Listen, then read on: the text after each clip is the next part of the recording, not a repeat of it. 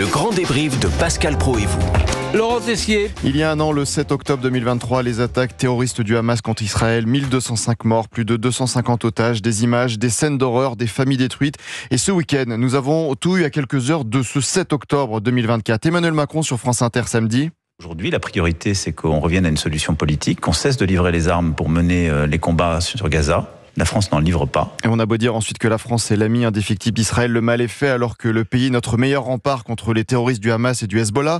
Nous avons eu Jean-Luc Mélenchon vendredi qui a lancé 7 appels dans les universités. Moi, je recommande qu'à partir du 8, on mette des drapeaux palestiniens partout où on peut. Et pas de temps de recueillement aujourd'hui dans les écoles. Ce matin à 10h15, je disais que nous arrive-t-il en France ? Voilà, que nous arrive-t-il quand on écoute Sarah, 24 ans. Elle est née à Paris, elle ne se voit plus rester ici. Elle a témoigné dans l'émission. On est meurtri.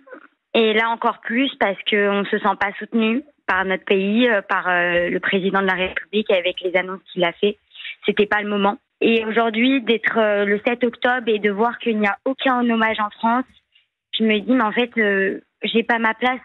Je n'ai plus ma place en France. Je dois partir de la France, malheureusement. Même colère du docteur Jean-Michel Cohen tout à l'heure sur Europe 1. Les actes antisémites ont été multipliés par 4 dans les collèges et lycées. Ici, à Paris, je parlais tout à l'heure dans les couloirs de la station et je disais qu'on s'est habitué à de drôles de choses. Un hindou qui se promène avec un turban ne reçoit aucune agression.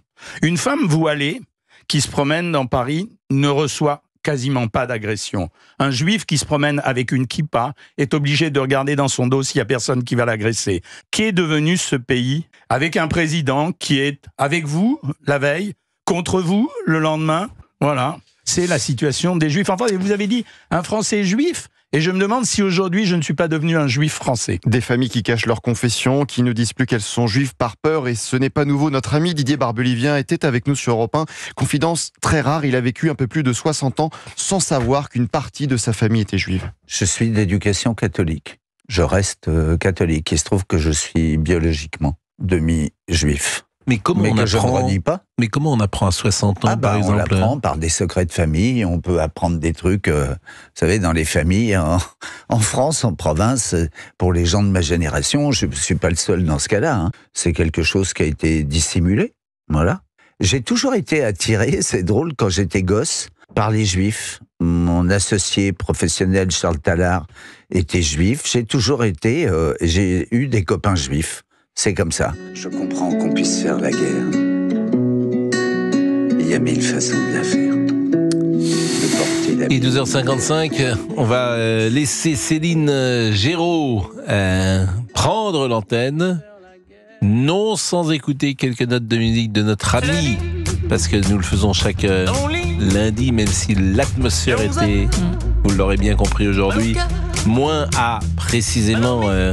s'amuser avec cette chanson. Céline, bonjour. C'est à vous dans une seconde. Pascal, bonjour à tous. Évidemment, on va prolonger les hommages, les commémorations avec vous et chers auditeurs d'Europe 1. Et on reviendra aussi sur ce qui s'est passé à Marseille, ce narcomicide d'une sauvagerie inédite.